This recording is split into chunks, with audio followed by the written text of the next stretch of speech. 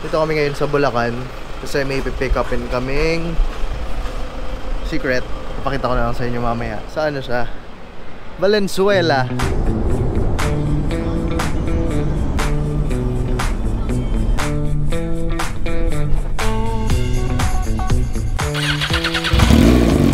Kailangan natin mag-stretching lalo na dapa siya.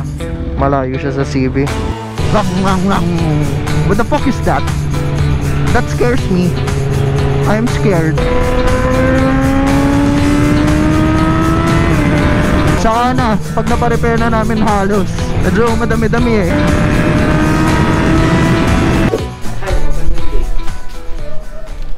Whoop. Naka-stick yung preno. Ayun o. Tinig ko na. Whoop, yeah. Naka-stick yung preno. Yung po ata yung gusto.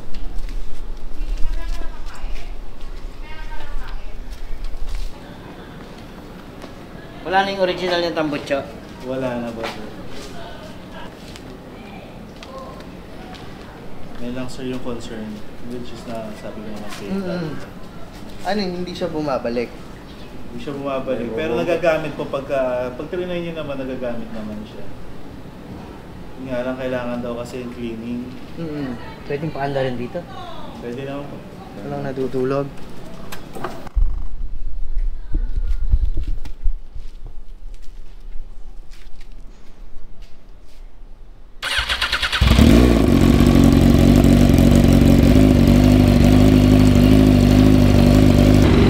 Sinusok nyo po ito, pag sinusok nyo po yun, ako, ito po yung auto warm up.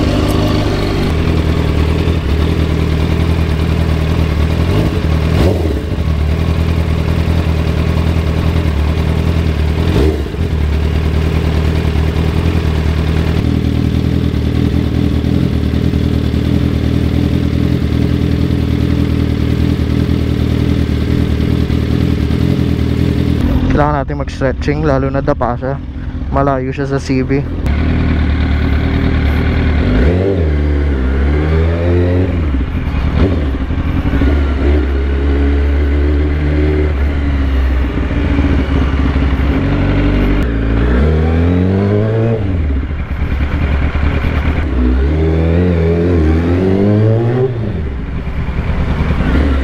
Inuwi na natin tong R1. Nakapag-close deal na si Daddy tsaka yung may-ari. May-owner. May-ari. Okay siya, ang fresh nung bike. Meron lang siyang isang problema. Pag kinlutch siya, may gumagasgas din sa clutch plate niya. Wait po.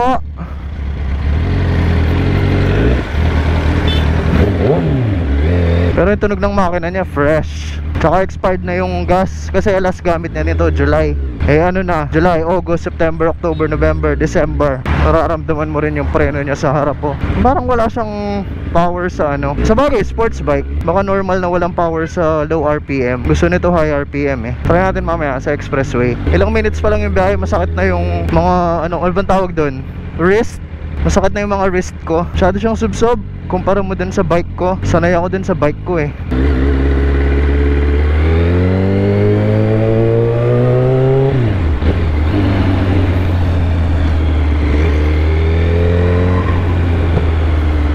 Namatayan din pala ako kanina, pero feeling ko dahil sa high temperature niya, tsaka yung clutch niya mabigat, pero masarap. Sub-sub talaga. Try natin. Hindi natin siya matatry pala ng high speed kasi yung gulong niya, walang-wala na yung gulong niya. Kailangan natin sumingit. Hindi tayo pwedeng hindi sumingit. Hindi ba natutupi itong side mirror nito? Hindi siya. Masarap nung quick shift niya tsaka auto flip. Pakinggan nyo.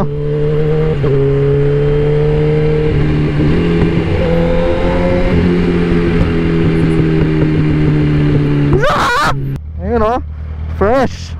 Fresh na fresh. Kaso yung gulong niya, mamaya pakita ko habang nagpapagas tayo. Makikita nyo talaga kung naubos na siya. Kailangan pindut-pindutin daw to.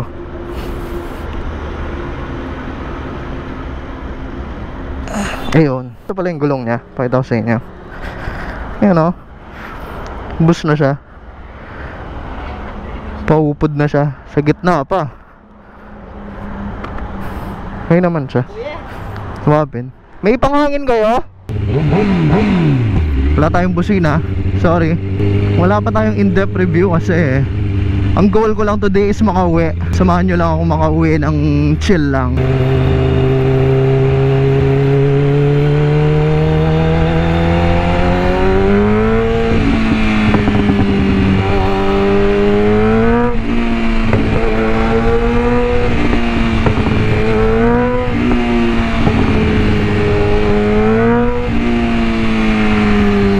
Lakas, no? Nahihila ako eh.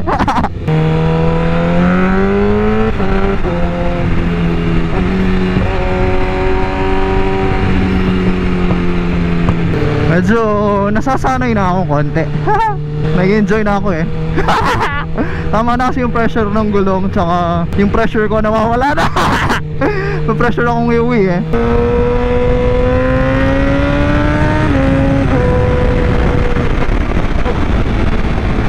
Yan o, pag binibitaw mo yung throttle, meron siyang pahabol na parang may puputok na gas. Yung wala ka ng throttle, meron pa siya eh. Tingnan mo.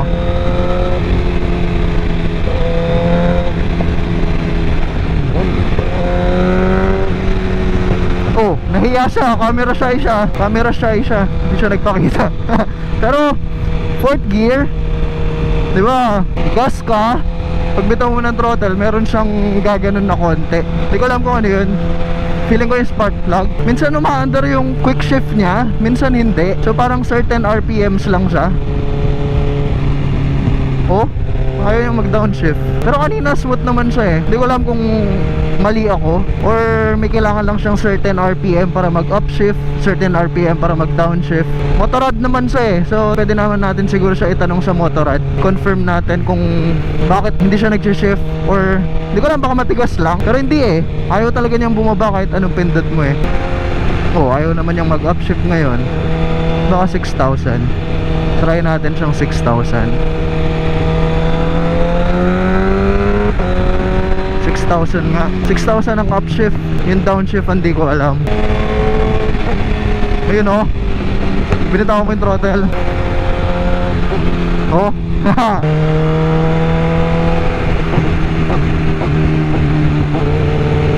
Diba? What the fuck is that? That scares me. I am scared.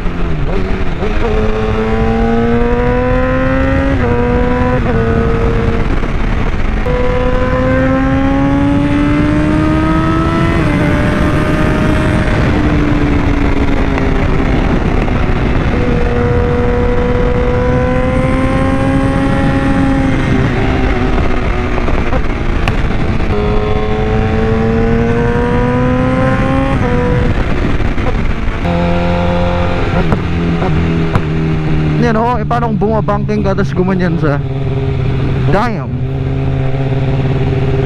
what's the wrong? Mabiga na ako. Tapos Concepcion. Dito ko na lang din siguro tatapusin yung vlog. Pinakita ko lang sa inyo tong motor.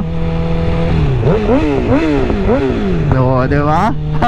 Pero yun nga, pinakita ko lang sa inyo yung motor. Saka na, pag naparepair na namin halos, medyo madami-dami eh. Gulong, yung disc plate niya sa harap, magkabila, sinaubos sila. Nagkaroon siya ng bukol-bukol. Tapos yung likod okay siya. Dito ko na lang din tatapusin tong vlog. Maraming salamat sa panonood. Hanggang sa muli. Bye-bye.